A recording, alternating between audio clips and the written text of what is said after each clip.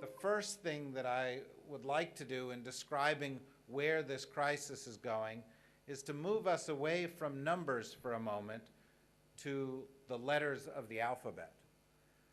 Now, this may seem unorthodox, but bear with me.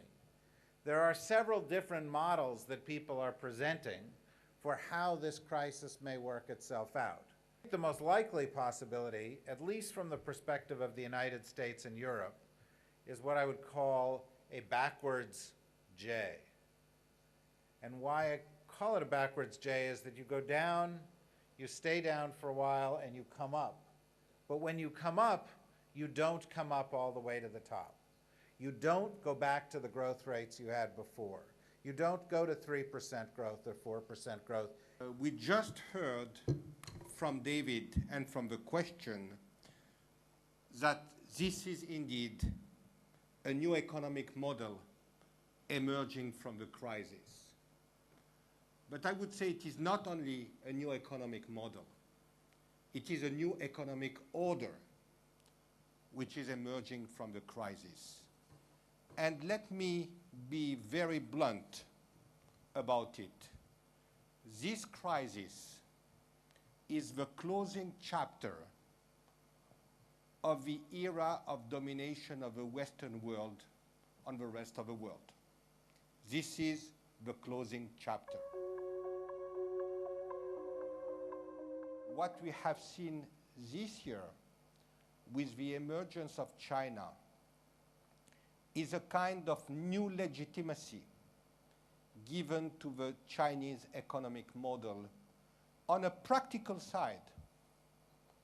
What does this China's emergence from the crisis mean? And we have seen also India being in lockstep. They will go big in terms of acquiring brands, in terms of acquiring retail companies, because they want to capture now that part of the market. So you need to expect higher competition and more intense, let's say, presence from Indian and Chinese companies getting more and more into activities and market where they were so far a peripheral or low-quality player. The developed world isn't the whole picture. There are also places like China and India, and I know Claude will talk about them, that are growing more rapidly, and they are going to provide growth.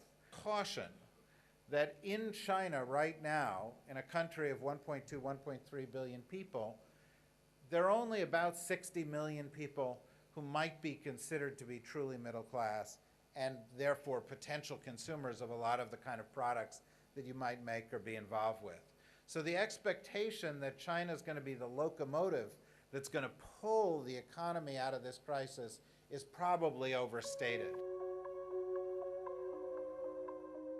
Even though the world economy may grow slowly, there will be pockets of opportunity. Some of them are regional pockets like China and India, but some of them are pockets that are associated with big transformational trends on the planet.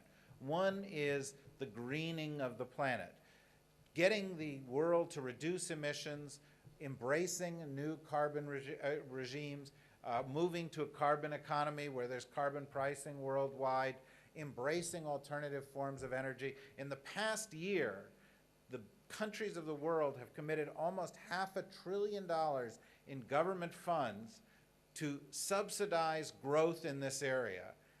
And whereas Europe has led in this in the past, the United States and China, India to some extent, are going to lead in this area in the future. Brazil leading in biofuels.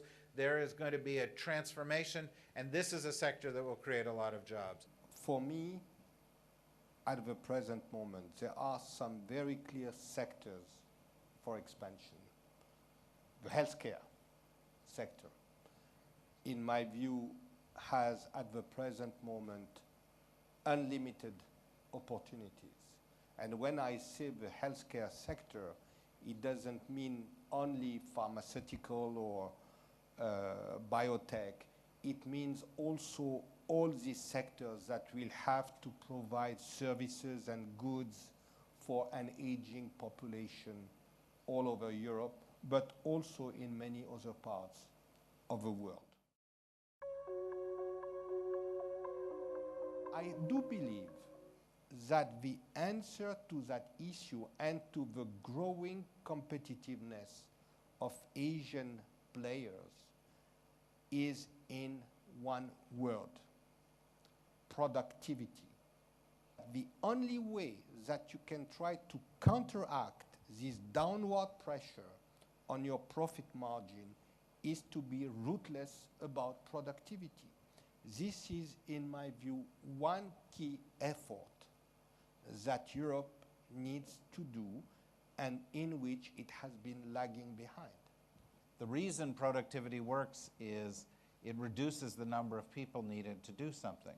And one of the consequences of productivity that you have to deal with, even as you pursue it, is the big impact on labor markets.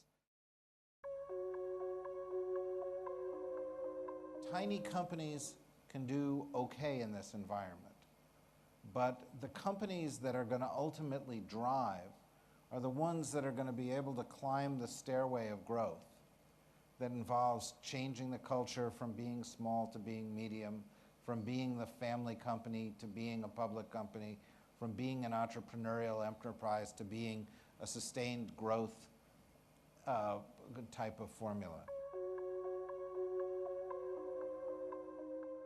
For medium-sized companies, the kind of support system that can help these companies achieve market intelligence, the kind of resources that can be provided to them to compensate for the limitation created by their size, is very crucial.